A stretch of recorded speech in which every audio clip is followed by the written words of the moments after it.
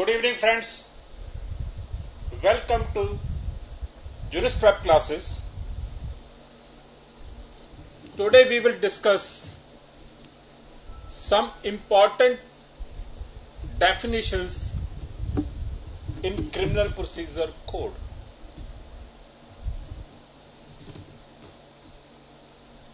जैसा कि मैंने आपसे पहले भी कहा है कि आप जब भी क्लास में आओगे तो अपने साथ बेयर एक्ट लेकर आओगे, क्योंकि बेयर एक्ट में बेयर लैंग्वेज दी जाती है।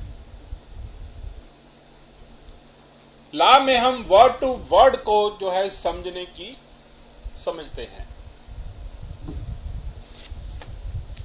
आई होप कि आपके पास आज का बेयर एक्ट होगा। सीआरपीसी में जो कुछ इंपॉर्टेंट डेफिनेशंस करने वाली हैं, उनमें सबसे पहले है What are bailable offenses? Section 2 जो है सीआरपीसी का, ये बेलेबल ऑफेंसेस को डिफाइन करता है। What are bailable offences? Section 2A of CrPC criminal procedure code, bare act को आप निकालकर ध्यान से देखिए। सेक्शन 2A ये क्या डिफाइन करता है? बेलेबल ऑफेंस को कैसे डिफाइन करता है? Bailable offence means an offence which is shown as bailable in the first schedule. Now the question arises, where is the first schedule? अगर आप बेयर एक्ट को खोलेंगे, इसके लास्ट में जाएंगे, इसमें शेड्यूल दिया हुआ है। जो फर्स्ट शेड्यूल है, इसको ध्यान से देखिए। इस शेड्यूल में पहले जो है कॉलम नंबर 1 में सेक्शंस दिए हैं, सेक्शंस लिखा है। कॉलम नंबर 2 में ऑफेंस लिखा है। कॉलम नंबर 3 में पनिशमेंट लिखा है। कॉलम नंबर 4 में कॉग्निजेबल और नॉन कॉग्निजेबल ऑफेंस लिखा है। कॉलम नंबर 5 सेकंड शेड्यूल का जो है, फर्स्ट शेड्यूल का जो है, कॉलम नंबर 5 जो है, इसमें बेलेबल और नॉन बेलेबल ऑफेंसेस लिखा है। और जो लास्ट कॉलम है, column number 6, by which court tribal, कौन सी कोर्ट ट्राई करेगी। बेलेबल ऑफेंस को सीआरपीसी कैसे डिफाइन करता है? बेलेबल ऑफेंस जो है फर्स्ट शेड्यूल में कॉलम नंबर 5 में दिए गए हैं, वो बेलेबल ऑफेंसेस हैं। आप इसे ध्यान से देखोगे, ये तो सिर्फ लिस्ट है, ये इसकी डेफिनेशन नहीं है। सिर्फ यही बताया गया है, क्लासिफिकेशन ही बताई गई है कि जो सेक्शन इसमें बेलेबल बताए गए वो बेलेबल है, जो इसमें बताए गए हैं नहीं बेलेबल, वो बेलेबल नहीं है।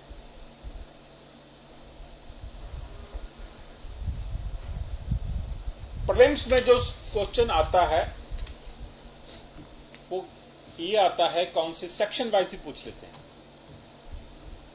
कि बेलेबल ऑफेंस जो है वो कहां पर डिफाइन किया गया है। सेक्शन 2A में बेलेबल ऑफेंसेस को डिफाइन किया गया। कहां का क्लासिफिकेशन कहां पर दी गई है? शेड्यूल 1 में ऑफ सीआरपीसी। बेलेबल ऑफेंस क्या होता है मैं आपको समझाऊंगा। सीआरपीसी में ये नहीं बताया गया है बेलेबल ऑफेंसेस क्या होते हैं। Bailable offence means an offence which is shown as bailable in the first schedule or which is made bailable by any other law for the time being in force. Other law, कोई भी law, कोई भी और law है Indian penal code के सिवाय, अगर उसने किसी ऑफेंस को बेलेबल बनाया है तो वो बेलेबल होगा, नहीं तो बेलेबल नहीं होगा। लेकिन इसमें एक बात और ध्यान देने वाली है, इस शेड्यूल के बाद एक और शेड्यूल है, शेड्यूल 2, उसको भी जरा ध्यान से देख लीजिए। शेड्यूल 2 में जो है ऑफेंसेस जो हैं बताए गए हैं,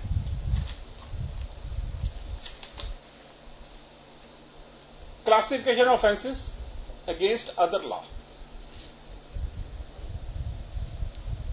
इस फर्स्ट शेड्यूल को बाद में सेकंड जो है उसमें क्या हेडिंग है, classification offences against other law. इसमें क्या बताया गया, जो ऑफेंसेस 3 ईयर्स से कम पनिशेबल हैं, जो ऑफेंसेस 3 ईयर्स से कम पनिशेबल हैं, या सिर्फ फाइन ही उसमें पनिशमेंट दी गई है, सेंटेंस जो है वो सिर्फ फाइन ही हो सकता है, या 3 ईयर्स से कम इम्प्रिजनमेंट हो सकती है, ऐसे ऑफेंसेस जो हैं वो बेलेबल होंगे आईपीसी को छोड़कर। आईपीसी में कौन से होंगे, जो फर्स्ट शेड्यूल की लिस्ट में बताए गए। इसमें जो है सेक्शन 436 जो है ऑफ सीआरपीसी, वो डील करता है बेलेबल ऑफेंसेस। बेलेबल ऑफेंसेस का प्रोसीजर बताता है। बेलेबल ऑफेंसेस जो हैं उन केसेस में बेल जो है वो as a matter of right claim की जाती है। आपको बेल मिलनी ही मिलनी है।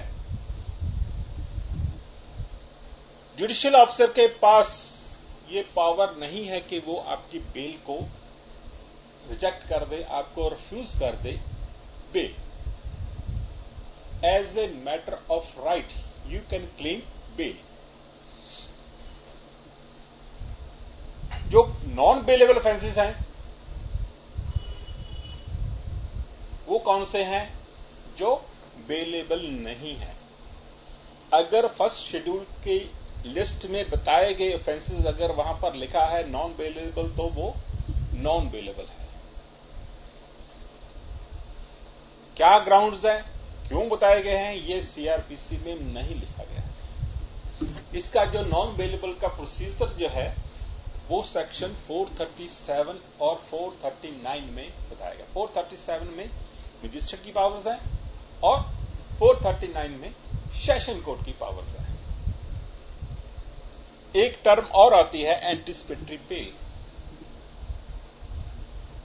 एंटीसिपेटरी बेल सेक्शन 438 डील करता है। कुछ स्टेट्स में एंटीसिपेटरी बेल की प्रोविजन एप्लीकेबल नहीं है। बेलेबल ऑफेंसेस में एंटीसिपेटरी बेल नेसेसरी की जरूरत नहीं होती, क्योंकि as a matter of right जब भी उस व्यक्ति को अरेस्ट किया जाएगा, अगर बेलेबल ऑफेंस है उसे रिलीज कर दिया जाएगा बेल पर। अगर वो खुद पेश होता है कोर्ट के सामने या किसी पुलिस ऑफिसर के सामने, तो उससे बेल लेकर उसे छोड़ दिया जाएगा। एंटीसिपेटरी बेल की जरूरत नहीं पड़ती बेलेबल ऑफेंसेस में, ना ही ये एप्लीकेबल होती हैं बेलेबल ऑफेंसेस में। अब जो बेल्स हैं इनको डील करता है चैप्टर 33।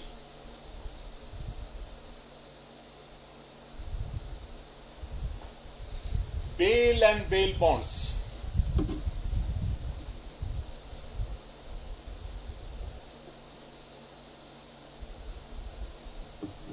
इसके लिए चैप्टर कौन सा है, चैप्टर 33।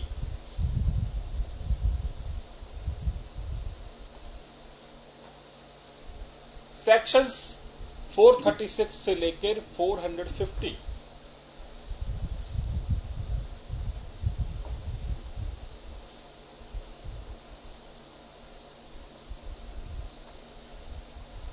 इससे डील करते हैं। डिफाइन कहां गया है, सेक्शन 2A।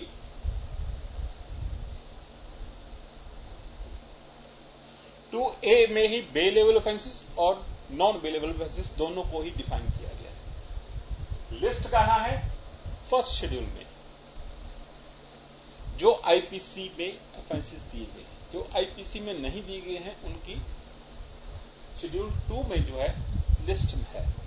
जो 3 ईयर्स से कम पनिशेबल हैं वो बेलेबल हैं, जो 3 ईयर्स से ज्यादा हैं वो बेलेबल नहीं है। जब भी कोई व्यक्ति जो है उसे अरेस्ट किया जाता है warrant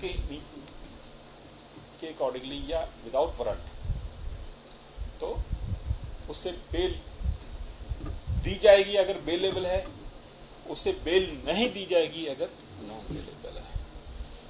examples,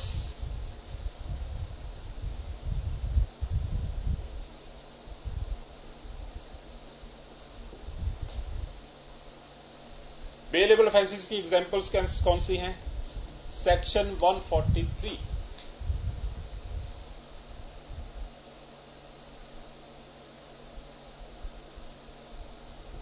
of IPC bailable है। Being member of unlawful assembly, अगर कोई व्यक्ति जो है वो अनलॉफुल असेंबली का मेंबर है वो पनिशेबल कहां है? सेक्शन 143। ये जो सेक्शन है, ये जो ऑफेंस है बेलेबल ऑफेंस है। राइटिंग, सेक्शन 147 और 148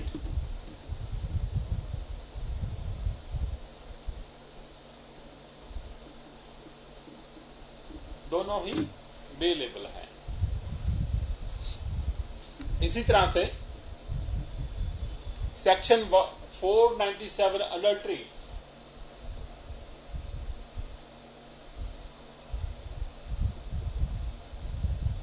ये भी बेलेबल है। जो है नॉन बेलेबल, ये है एग्जांपल्स किसकी? बेलेबल।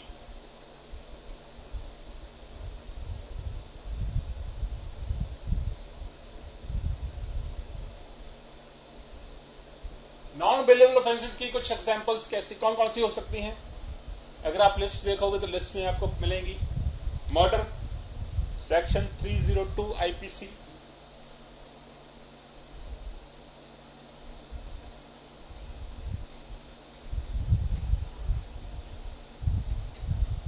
नॉन बेलेबल है।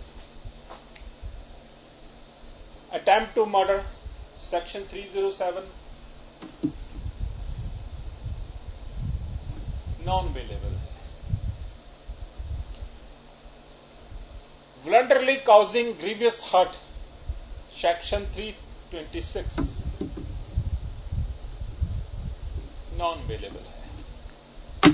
किडनैपिंग 363 नॉन बेलेबल है।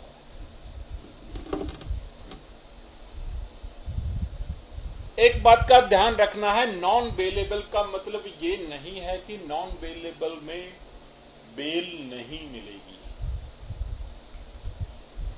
नॉन बेलेबल में offence as a matter of right नहीं मिलेगी। अगर ग्राउंड्स हैं तो बेल मिलेगी, अगर ग्राउंड्स जो नहीं है तो बेल नहीं मिलेगी। ग्राउंड्स कहां पर बताए गए हैं? सेक्शन 436 से लेके 450 तक डील करता है इसके साथ, और नॉन बेलेबल के साथ जो डील करते हैं वो है सेक्शन 437 और 439। 437 और 439 में जो ग्राउंड्स दिए गए हैं, अगर उनमें आपका केस आता है तो आपके क्लाइंट को नॉन बेलेबल ऑफेंस में भी बेल मिल सकती है। कोर्ट की डिस्क्रिशन है।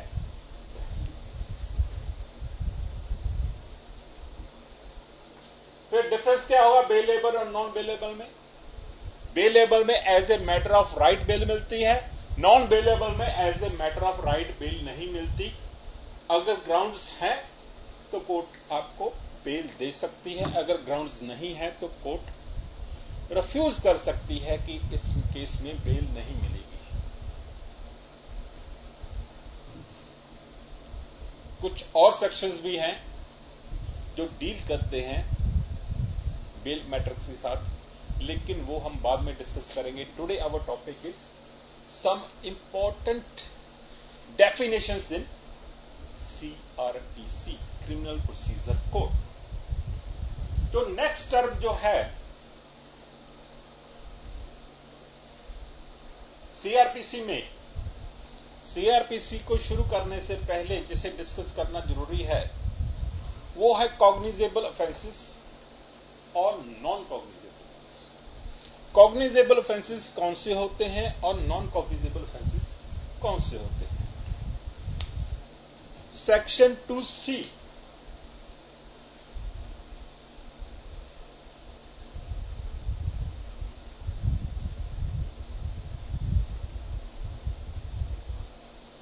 ये सेक्शन भी पूछ लेते हैं कॉग्निजेबल ऑफेंसेस कहां पर डिफाइन किए गए हैं, कौन से सेक्शन में डिफाइन किए। प्रीलिम्स में अक्सर क्वेश्चन आ जाता है। सी से याद रखोगे कॉग्निजेबल तो आपको याद नहीं आएगा कॉग्निजेबल यहां पर डिफाइंड है। ज्यादातर डेफिनेशंस इंटरप्रिटेशन क्लॉज सेक्शन 2 में आते हैं। कोई भी लॉ हो, ज्यादातर जनरली आमतौर पर, हर एक्ट में नहीं, मोस्ट ऑफ द केसेस में सेक्शन 2 में डिफाइन किए गए हैं कॉग्निजेबल।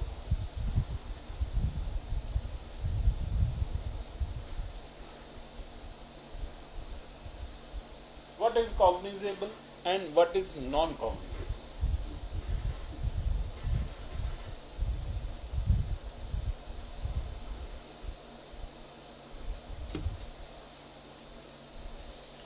जो डेफिनेशन सीआरपीसी में बताई गई है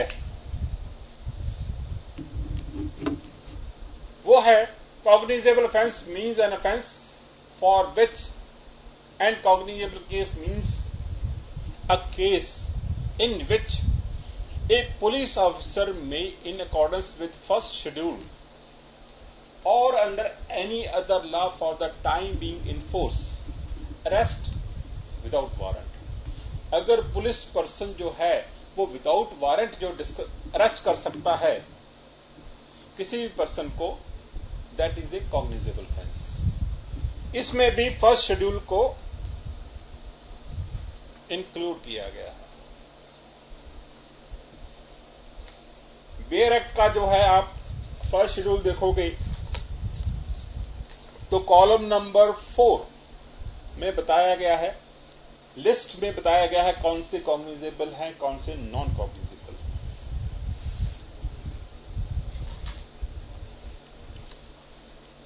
कॉग्निजेबल ऑफेंसेस में पुलिस के पास पावर है विदाउट वारंट किसी भी पर्सन को अरेस्ट कर सकती है पुलिस।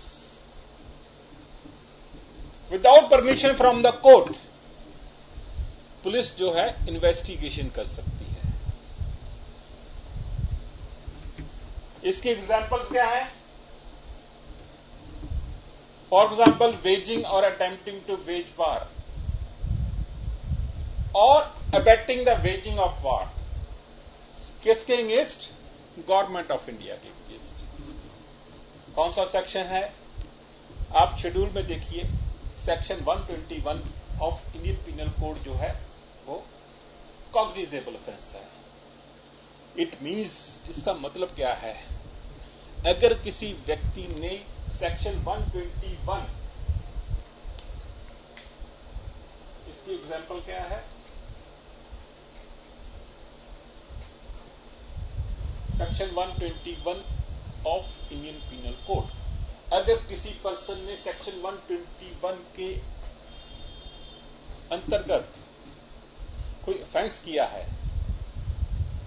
वेजिंग ऑफ वार है, abetting of waging of war है, अगेंस्ट गवर्नमेंट ऑफ इंडिया है, तो उसमें पुलिस जो है विदाउट वारंट, पुलिस को वारंट लेने की जरूरत नहीं है, अरेस्ट वारंट लेने की कोर्ट से जरूरत नहीं है, मजिस्ट्रेट से कोई परमिशन लेने की जरूरत नहीं है, इन्वेस्टिगेशन शुरू करने के लिए कोई एप्लीकेशन डालने की जरूरत नहीं है। वो स्ट्रेट वे अगर उन्हें लगता है तो वो स्ट्रेट वे इन्वेस्टिगेट कर सकते हैं। इसका ये मतलब है कॉग्निजेबल ऑफेंस। इसी तरह से सेक्शन 144 अनलॉफुल असेंबली,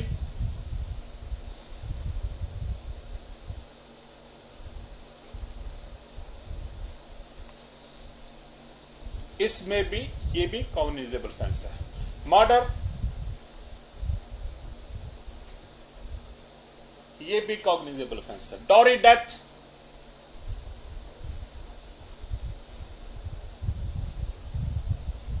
ये भी कॉग्निजेबल ऑफेंस है। थेफ्ट जो है 379,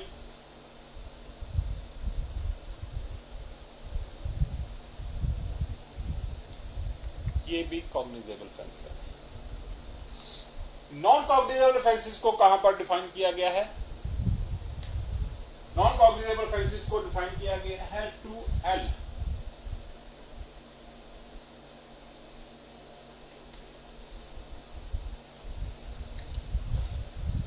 L में डिफाइन किया गया है नॉन कॉग्निजेबल ऑफेंसेस को। नॉन कॉग्निजेबल ऑफेंसेस सीआरपीसी कैसे डिफाइन करती है? Means an offence for which an non cognizable case means a case in which police officer has no authority to arrest without warrant. Police authority के पास कोई authority नहीं है without warrant arrest करने की। अगर कोर्ट ने वारंट इशू किए हैं तो ही उसी पर्सन को अरेस्ट किया जा सकता है, नहीं तो उसे अरेस्ट नहीं किया जा सकता। नॉन कॉग्निजेबल ऑफेंसेस में इन्वेस्टिगेशन भी पुलिस नहीं कर सकती except with the permission of the court.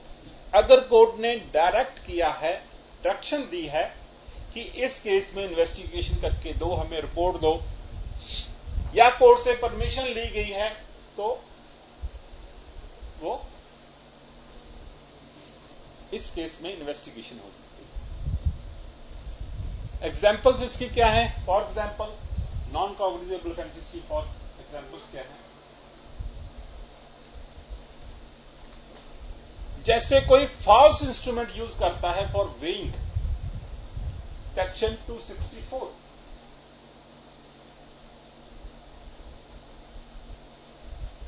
Of IPC.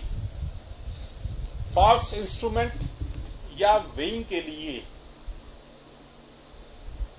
कोई यूज करता है, उसे आईपीसी में ये नॉन कॉग्निजेबल है। कोर्ट की परमिशन की जरूरत है for investigation and for arresting such person. Keeping A lottery office 294A,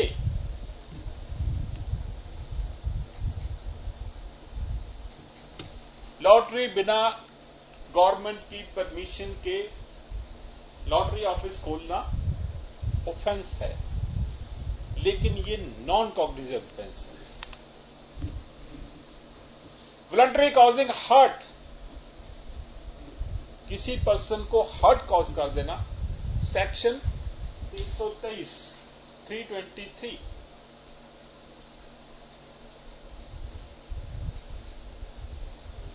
mischief 426 IPC, ये सारे क्या हैं? Non cognizable offences. Section 500 IPC defamation, ये भी non cognizable.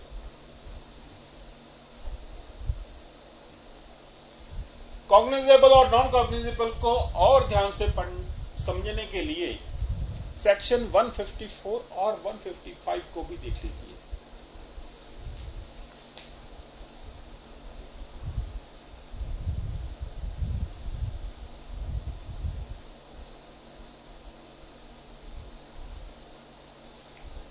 Section 154 of CrPC क्या कहता है कि जब भी पुलिस के पास कोई कॉग्निजेबल ऑफेंस की इंफॉर्मेशन दी जाएगी, वो उसे रिकॉर्ड करेगा। जो उसे रिकॉर्ड करता है उसे क्या कहते हैं? FIR, first information report. First information FIR जो है सिर्फ कॉग्निजेबल ऑफेंसेस में ही होती है, और आजकल ये मैंडेटरी है। अगर कॉग्निजेबल ऑफेंस है, हुआ है, अगर उसकी इंफॉर्मेशन पुलिस को दी गई है तो उसे रिकॉर्ड करना जरूरी है, FIR लिखनी जरूरी है। उसके बाद पुलिस जो है वो इमीडिएटली उसके बाद इन्वेस्टिगेशन शुरू कर देती है। लेकिन अगर नॉन कॉग्निजेबल ऑफेंस है, then section 155 comes into play. Section 155 CrPC क्या कहता है कि नॉन कॉग्निजेबल ऑफेंसेस में पुलिस ऑफिसर जो है वो कॉम्पिटेंट नहीं है इन्वेस्टिगेशन के लिए without permission from the magistrate. Cognizable और नॉन कॉग्निजेबल समझ आया? नेक्स्ट जो है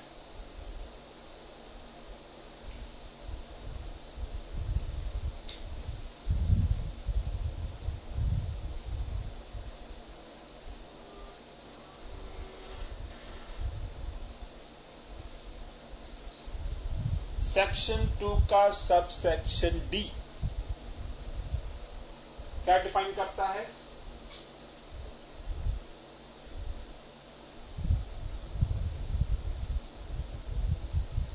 कंप्लेंट। ये भी बहुत इंपॉर्टेंट सेक्शन है। अक्सर ही प्रीलिम्स में ये क्वेश्चन आ जाता है कि कंप्लेंट को कहां पर डिफाइन किया गया है। सेक्शन 2 का सबसेक्शन डी ऑफ सीआरपीसी में डिफाइन किया गया है। प्रीलिम्स का क्वेश्चन है। सेकंड क्वेश्चन है प्रीलिम्स का, कंप्लेंट की डेफिनेशन पर भी प्रीलिम्स में क्वेश्चन आ जाता है। इसे कैसे डिफाइन किया गया है कंप्लेंट को? Complaint means any allegation made orally और in writing to a magistrate with a view to his taking action under this code, that some person, whether known or unknown, has committed an offence but does not include police report। क्या है definition इसकी? Allegation, किसी व्यक्ति पर कोई allegation लगाया गया है, दोष लगाया गया है, ओरली जुबानी तौर पे या लिखती रूप पर। किसे बताया गया है? मजिस्ट्रेट को। क्या बताया गया? ओरली या इन राइटिंग कुछ ना कुछ एलिगेशन बताया गया है किसी पर्सन के अगेंस्ट। किस पर्पस के साथ? कि मजिस्ट्रेट उस पर कोई ना कोई एक्शन लेगा as per criminal procedure code. क्या एलिगेशन लगाया गया है? कि किसी व्यक्ति ने ऑफेंस कमिट किया है, चाहे उस व्यक्ति को पता है किस व्यक्ति ने किया है, चाहे उसे नहीं पता कि किस व्यक्ति ने किया है। क्या है कंप्लेंट का मीनिंग? क्या है? एलिगेशन है एक ऐसा, लिखती रूप में या जुबानी रूप में मजिस्ट्रेट को बताया गया है कि उस व्यक्ति ने, किसी व्यक्ति ने कुछ ना कुछ जो है ऑफेंस कमिट किया है और उसके खिलाफ ये कार्रवाई कीजिए। मजिस्ट्रेट को एक बेनती है, एक रिक्वेस्ट है। लेकिन इसमें पुलिस रिपोर्ट इंक्लूडेड नहीं है।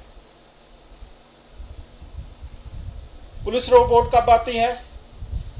जब इन्वेस्टिगेशन होती है।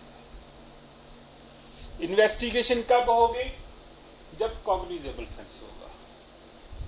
अगर कॉग्निजेबल ऑफेंस है, उसमें पुलिस ने इन्वेस्टिगेशन की और इन्वेस्टिगेशन के पर करने के बाद अगर वो किसी सिट्टे पर, नतीजे पर पहुंचती है और उसकी रिपोर्ट बनाती है, अगर वो कोर्ट में पेश करती है, वो कंप्लेंट नहीं होगी।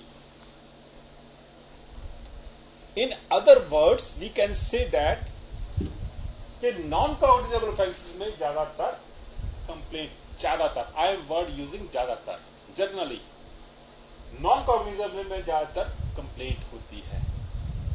कॉग्निजेबल में भी हो सकती है अगर पुलिस एक्शन नहीं लेती, लेकिन ज्यादातर नॉन कॉग्निजेबल ऑफेंसेस में कंप्लेंट ही फाइल की जाती है। अगर कोई पुलिस ऑफिसर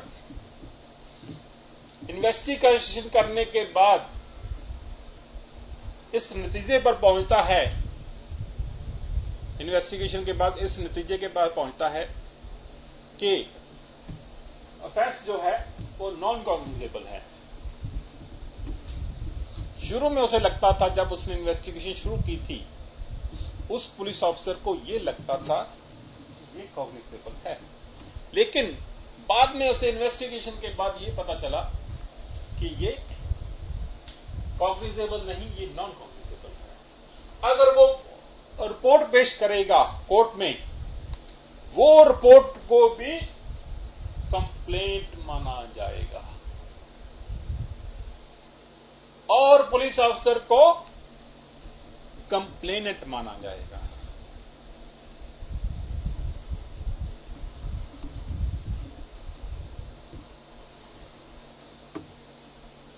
नेक्स्ट जो है, कुछ चीजें जो डिस्कस करने वाली हैं वो है investigation, inquiry and trial.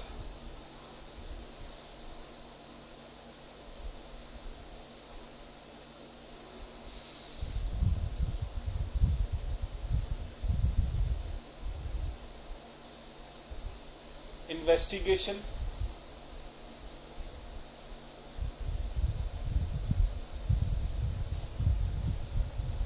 Inquiry, trial.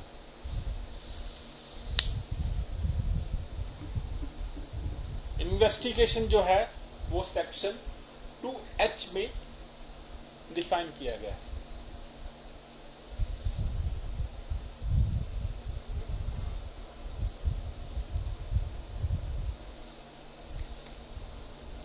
CrPC इसे कैसे डिफाइन करती है? Investigation includes all proceedings under this code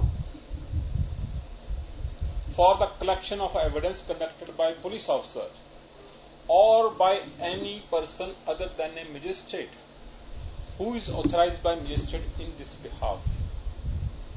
investigation क्या है? वो सारी प्रोसीडिंग्स सीआरपीसी के अंदर जो बताई गई प्रोसीडिंग्स हैं, वो सारी प्रोसीडिंग्स जिसके अंदर हम एविडेंस को कलेक्ट करते हैं। एविडेंस, यहां पर वर्ड एविडेंस का मतलब है जो ट्रायल से पहले वाला एविडेंस, सबूत इकट्ठे करते हैं जो conducted by police officer. Investigation को कौन कंडक्ट करता है? पुलिस ऑफिसर कंडक्ट करता है, या कोई भी और पर्सन कंडक्ट कर सकता है, लेकिन मजिस्ट्रेट इन्वेस्टिगेशन कंडक्ट नहीं करता। ये याद रखने वाली बात है, मजिस्ट्रेट जो है वो इन्वेस्टिगेशन कंडक्ट नहीं करता। एज ए जनरल रूल पहले इन्वेस्टिगेशन होती है, फिर इंक्वायरी होती है, फिर ट्रायल होता है।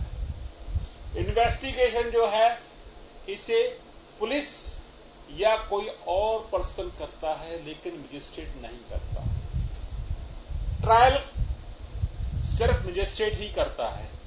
इंक्वायरी जो है ये भी ज्यादातर मजिस्ट्रेट्स ही करते हैं, चाहे वो जुडिशियल मजिस्ट्रेट हो, चाहे वो एग्जीक्यूटिव मजिस्ट्रेट हो। जो भी जो है एविडेंस कलेक्ट करने के लिए प्रोसीडिंग्स, जो भी काम किया पुलिस ऑफिसर ने या किसी ऐसे पर्सन ने जिसे ऑथराइज किया था मजिस्ट्रेट ने, मजिस्ट्रेट ऑथराइज कर सकता है किसी को इन्वेस्टिगेशन के लिए, लेकिन खुद इन्वेस्टिगेशन नहीं कर सकता। जितना जो भी सबूत कलेक्ट किया है उसने, जो भी प्रोसीडिंग्स की, that is called investigation.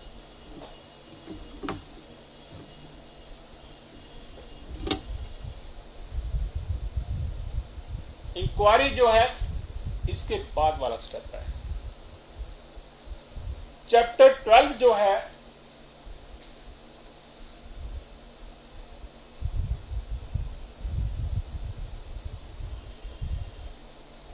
Of CrPC, section 154 से लेके 176 तक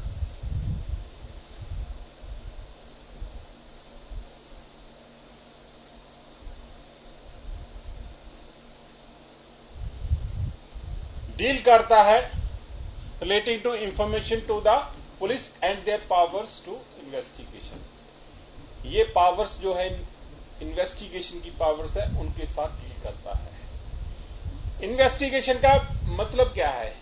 इसका मतलब है पुलिस ऑफिसर जो है वो मौके पर जाके सिचुएशन को देखती है, क्राइम को क्या हुआ है, and official examination of facts about A situation, crime etcetera, scientific academic examination of facts,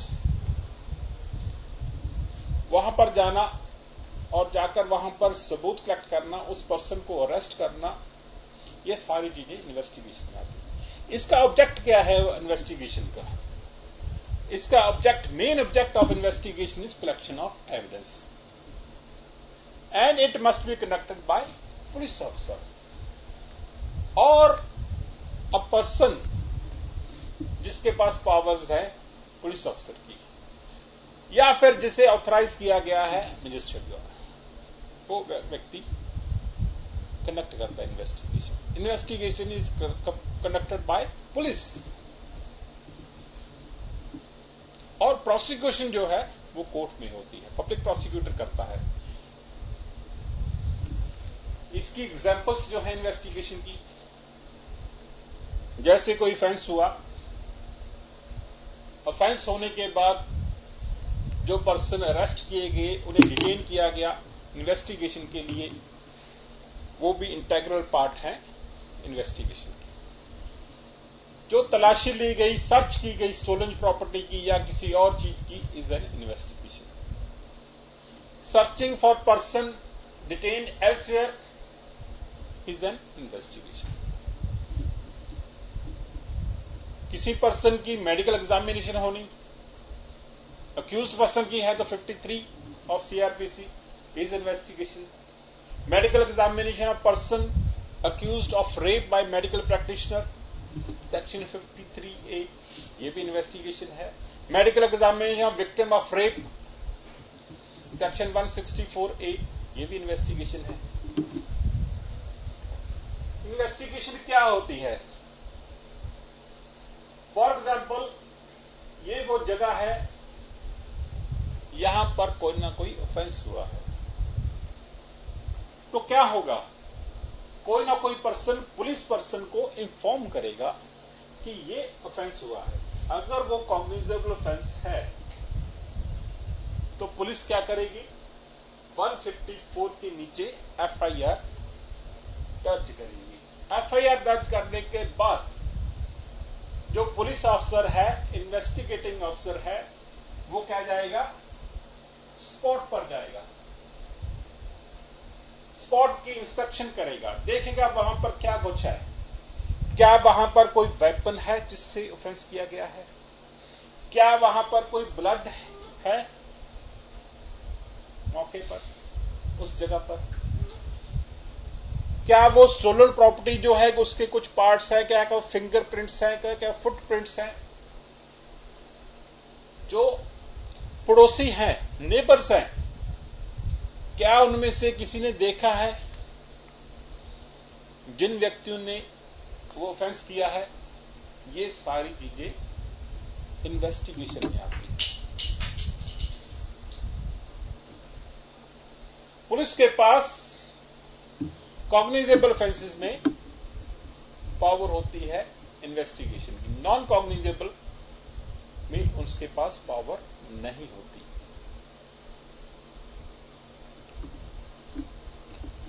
cognizable जो है, नॉन कॉग्निजेबल ऑफेंसेस में पुलिस जो है वो इन्वेस्टिगेशन नहीं कर सकती। नेक्स्ट है इंक्वायरी। इंक्वायरी जो है वो सेक्शन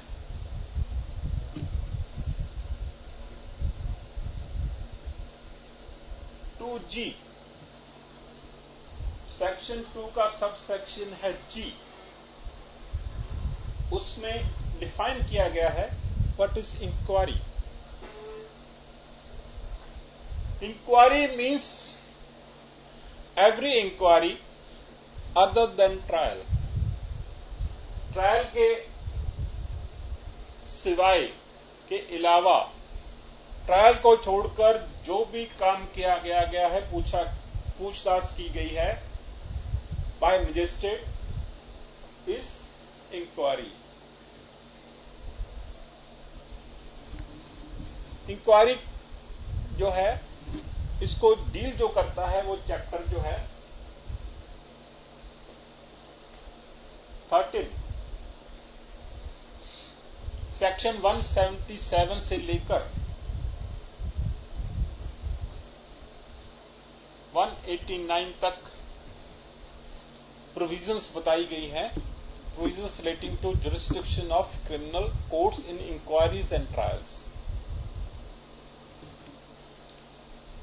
इंक्वायरी और ट्रायल जो है ये सेम नहीं है. डेफिनेशन में इटसेल्फ ही बताया गया है.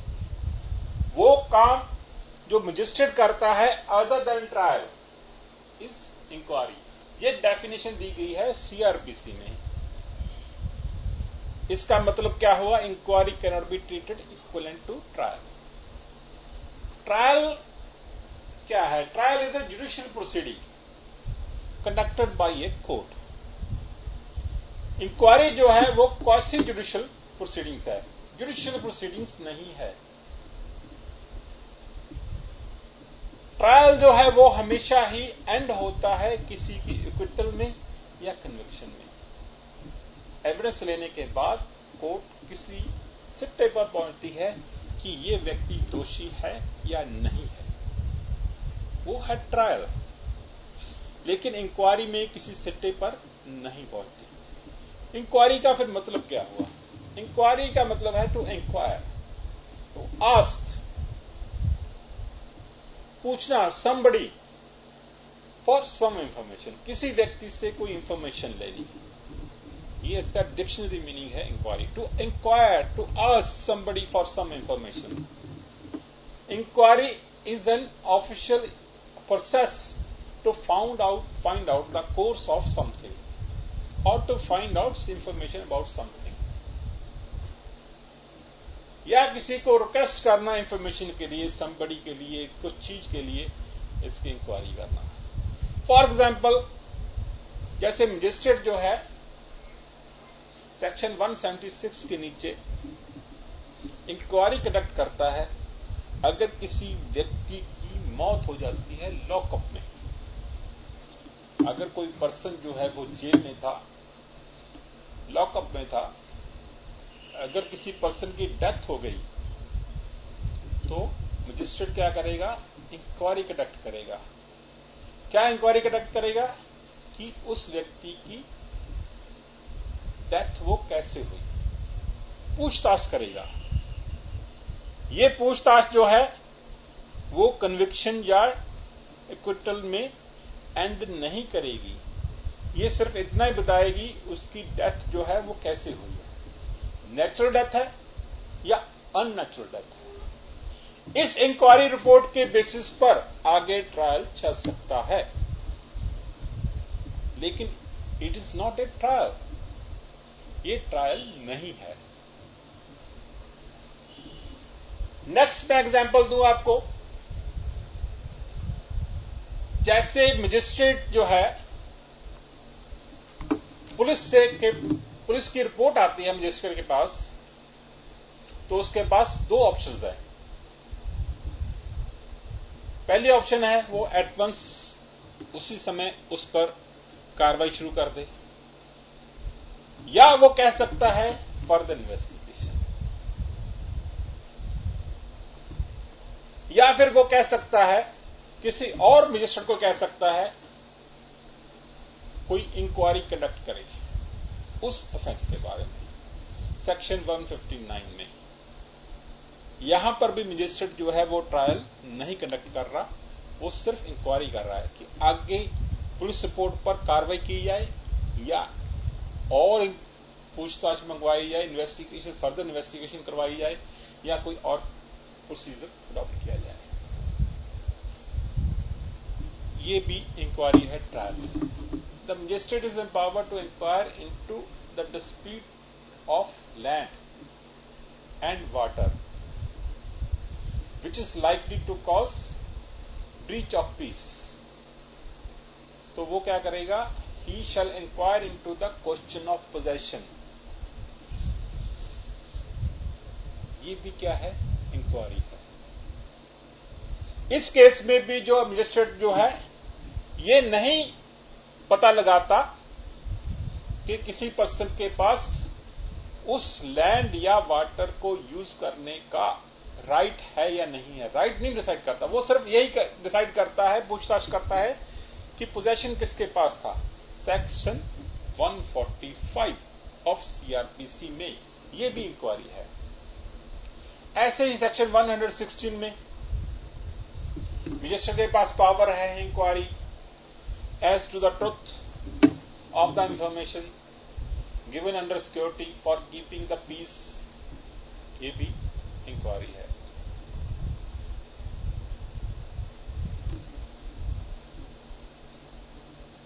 फिर ट्रायल क्या हुआ?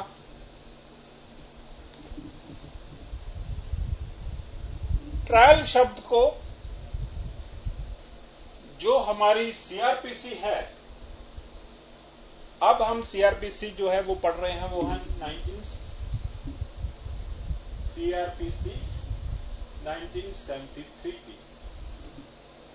1973 की जो सीआरपीसी है इसमें ट्रायल को डिफाइन नहीं किया गया है। लेकिन जो पुरानी सीआरपीसी थी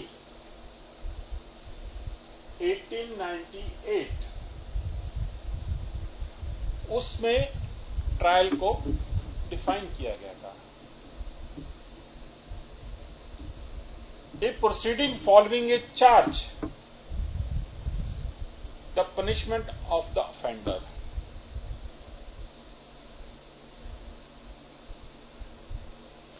चार्ज फ्रेम होने के बाद जो भी प्रोसीडिंग्स चलती हैं उसकी पनिशमेंट होने तक या उसे एक्विटल होने तक, that is called trial. Charge होने के बाद जजमेंट आने तक, सेंटेंस पास होने तक जितना भी है, that is called trial. Means the examination and decision of a matter of law or fact by a court of law। Trial की एग्जांपल्स क्या हैं? All proceedings starting from cognizance of the case and ending with passing the judgment and sentence are known by a simple word, trial। कोई भी trial ऐसा नहीं हो सकता जिसमें until judgment ना आए। जजमेंट और सेंटेंस उसमें पास होना जरूरी है। यह है हमारा इन्वेस्टिगेशन, इंक्वायरी एंड ट्रायल। दो डेफिनेशंस और हैं, सम्मन्स केस और वारंट केस।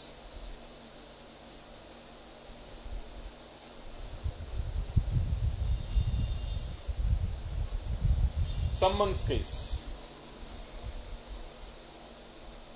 section 2W।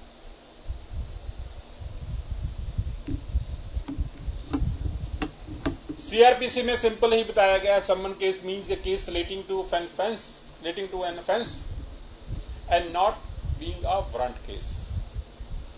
जो वारंट केस नहीं है वो सम्मन केस है। तो फिर हमें वारंट केस की डेफिनेशन पढ़नी पड़ेगी। Section 2X, warrant case.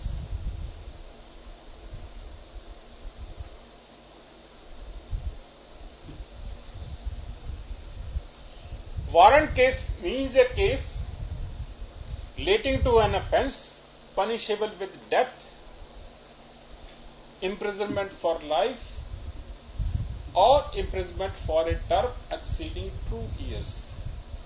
Warrant case क्या है? जिसमें पनिशमेंट जो है वो डेथ है या लाइफ इम्प्रिजनमेंट है या इम्प्रिजनमेंट 2 साल से ज्यादा है। अगर 2 साल से ज्यादा इम्प्रिजनमेंट है, इज मोर देन 2 years, तो यह है वारंट केस है। In other words we can say if the imprisonment if the imprisonment is less than equal to 2 years, वो सम्मन केस होगा। इसमें एक बात का ख्याल रखना है, ये नहीं है कि सम्मन केस में सम्मन्स भेजे जाते हैं, वारंट केस में वारंट भेजे जाते हैं। ये इसकी डेफिनेशन नहीं है, ये इसकी डेफिनेशन नहीं है कि सम्मन केस में सम्मन ही भेजे जाएंगे और वारंट केस में वारंट ही भेजे जाते हैं। ये इसकी डेफिनेशन नहीं है। इसकी डेफिनेशन क्या है? वारंट ऐसे केस जिनमें 2 साल से ज्यादा पनिशमेंट हो सकती है वो वारंट केस है, और जिनमें 2 साल से कम पनिशमेंट होती है वो सम्मन केस है। दोनों का प्रोसीजर अलग अलग है।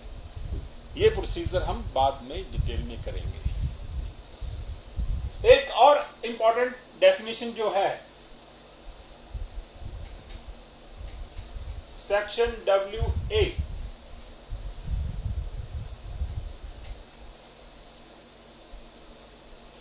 रिसेंटली ऐड की गई है CRPC में 2009 में। क्या है? विक्टिम।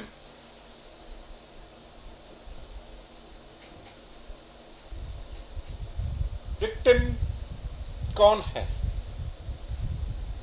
ये प्रीलिम्स में क्वेश्चन आमतौर पर पूछा जाता है। विक्टिम कौन है? Victim means a person who has suffered any loss or injury। Victim कौन है? एक ऐसा व्यक्ति है जिससे कोई ना कोई नुकसान हुआ है या जिससे कोई इंजरी कॉज की गई है, वो विक्टिम है। Victim means a person who has suffered any loss or injury caused by reason of the act or omission for which the accused person has been charged। जिसके लिए अक्यूज्ड पर्सन को charge किया गया है, charge लगाया गया है। And the expression victim includes, इसमें कुछ चीजें और भी ऐड की गई हैं, इंक्लूड्स हिज और हर गार्डियन और लीगल हेयर।